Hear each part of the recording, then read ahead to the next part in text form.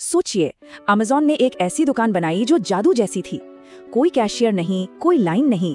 आप बस अंदर जाते हैं, जो चाहिए उठाते हैं और बस बाहर निकल जाते हैं। इसे नाम दिया गया जस्ट वॉकआउट। भविष्य की टेक्नोलॉजी है ना, पूरी तरह एआई पर आधारित। पर असल में ये सब एक बहुत बड़ा धोखा था। सच तो ये है कि इस तथाकथित एआई के पीछे भारत में बैठे लगभग 1000 लोग थे, जो कैमरों पर आपको चुपचाप शॉपिंग करते हुए देख रहे थे। अमेज़न ने इसे बेचा कैसे? उन्होंने कहा ये जेनरेटिव एआई, कंप्यूटर विजन और डीप लर्निंग का कमाल है। उनके मुताबिक स्मार्ट कैमरे और सेंसर्स मिलकर खुद ही सब कुछ ट्रैक कर लेते हैं। कोई इंसान शामिल नहीं, सब कुछ ऑटोमेटिक, बिल्कुल जादू की तरह। और ये है उस जादू के पीछे की असली सच्चाई। 1000 ये वो लोग थे जो असल में आपका बिल बना रहे थे, ये देखकर कि आपने शेल्फ से क्या उठाया और क्या वापस रखा। मतलब एआई के नाम पर एक बहुत बड़ा मैनुअल ऑपरेशन चल रहा था। रुको, 1 मिनट, क्या 1000 लोग? तो मतलब ये पूरा सिस्टम ही इन लोगों पर चल रहा था? ये कोई छोटी मोटी हेल्प नहीं थी? ये तो यकीन ही नहीं हो रहा।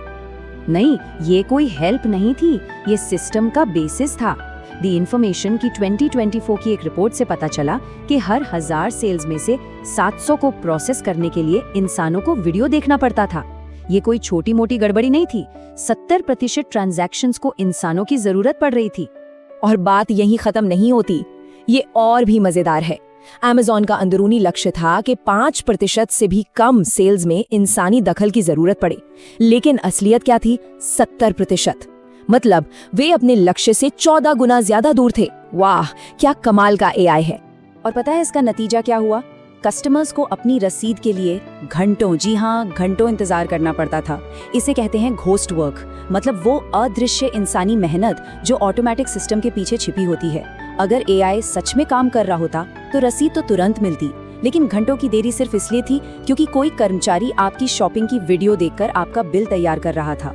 और मजे की बात ये है कि ये जो एआई के नाम पर इंसानों से काम कराने का खेल है ना, ये कोई नया नहीं है। ये धोखा तो सदियों पुराना है। 1770 में मैकेनिकल टर्क नाम की एक मशीन थी जो शतरंज खेलती थी और सबको हरा देती थी। लोगों को लगा कि ये एक अद्भुत रोबोट है, लेकिन असल में उसके अंदर एक शतरंज का माहिर खिलाड़ी छिपा होता था। और सबसे बड़ी विडंबना या कहें बेशर्मी तो ये देखिए कि अमेज़न ने अपनी एक सर्विस का नाम इसी धोखे के नाम पर रखा, अमेज़न मैकेनिकल टर्क। और फिर सालों बाद उन्होंने खुद वही धोखा दोहराया।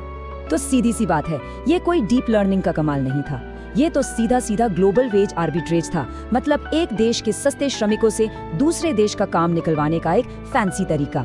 एआई के पर्दे के पीछे बस सस्ते इंसानी श्रम का खेल चल रहा था। तो जाहिर है जब ये पूरा भांडा फूटा और दुनिया को सच्चाई पता चली तो अमेज़न ने क्या किया होगा? क्या उन्होंने अपनी गलती मानी? गलती मानी? अरे बिल्कुल नहीं। उनका जो जवाब आया ना, वो तो और भी कमाल का था। उन्होंने कहा, हमारे कर्मचारी लाइव वीडियो नहीं देखते। वाह, मतलब वो रिकॉर्ड की हुई वीडियो क्लिप्स देख रहे थे। क्या शानदार सफाई है। फिर उन्होंने कहा कि ये लोग तो बस हमारे मॉडल को ट्रेन कर रहे थे। कमाल है। 1 मिनट, कोई सिस्टम 2018 में लॉन्च होता है और 2024 में भी ट्रेनिंग फेज में है? भाई, इसे ट्रेनिंग नहीं कहते, इसे ऑपरेशन कहते हैं। और अगर ये लोग सिर्फ मॉडल को ट्रेन कर रहे थे तो फिर उन्होंने अपनी जस्ट वॉकआउट इंजीनियरिंग टीम के ज्यादातर लोगों को नौकरी से क्यों निकाल दिया? खैर, आखिरकार उन्हें हकीकत का सामना करना ही पड़ा। उन्होंने चुपचाप अपने बड़े स्टोर से ये टेक्नोलॉजी उखाड़ना शुरू कर दिया। जिस टेक्नोलॉजी का इतना ढिंडोरा पीटा था, उसे चुपचाप बड़ी शर्मिंदगी के साथ हटाना पड़ा। और इसकी जगह पर क्या आया? Dash card. ये एक शॉपिंग कार्ट है जिसमें स्कैनर लगा है, मतलब एक high tech self checkout machine. जो काम पहले भारत में बैठे अदृश्य कर्मचारी कर रहे थे, वो अब वापस कस्टमर को खुद ही करना पड़ रहा है। तो मतलब सारा का सारा बोझ वापस कस्टमर पर। क्या गजब का इनोवेशन है। देखिए, इस पूरे घोटाले को समझने का सबसे अच्छा तरीका एक छोटी सी कहानी है। ये कहानी सुनेंगे तो सब कुछ साफ हो जाएगा। कल्पना कीजिए कि आप एक रेस्टोरेंट में जाते हैं जहां एक रोबोट आपके लिए बर्गर बनाने का वादा करता है। आपको मशीन से एक बर्गर मिलता है, लेकिन फिर आपको पता चलता है कि बेसमेंट में कुछ कम तनख्वाह वाले शेफ असल में ये बर्गर बना रहे हैं। और जब आप मैनेजर से पूछते हैं तो वो कहता है, अरे नहीं, वो तो बस रोबोट को सिखा रहे हैं कि बर्गर कैसा दिखता है। बिल्कुल यही अमेज़न का बहाना था। एआई सिर्फ एक महंगा मुखौटा था। और ये कहानी बस अमेज़न की नहीं है, ये दिखाती है कि सूडो एआई यानी नकली एआई टेक इंडस्ट्री में कितना आम हो चुका है। ऑटोमेशन का जो भ्रम हमें दिखाया जाता है वो अक्सर उन इंसानों की मेहनत पर टिका होता है जिन्हें हम कभी देख नहीं पाते। तो अगली बार जब भी कोई टेक्नोलॉजी आपको बिल्कुल जादू की तरह लगे, तो एक पल रुक कर बस ये सवाल जरूर पूछना कि असल में ये काम कर कौन रहा है, क्योंकि अक्सर उस जादू के पर्दे के पीछे कोई इंसान होता है जो सारा काम कर रहा होता है।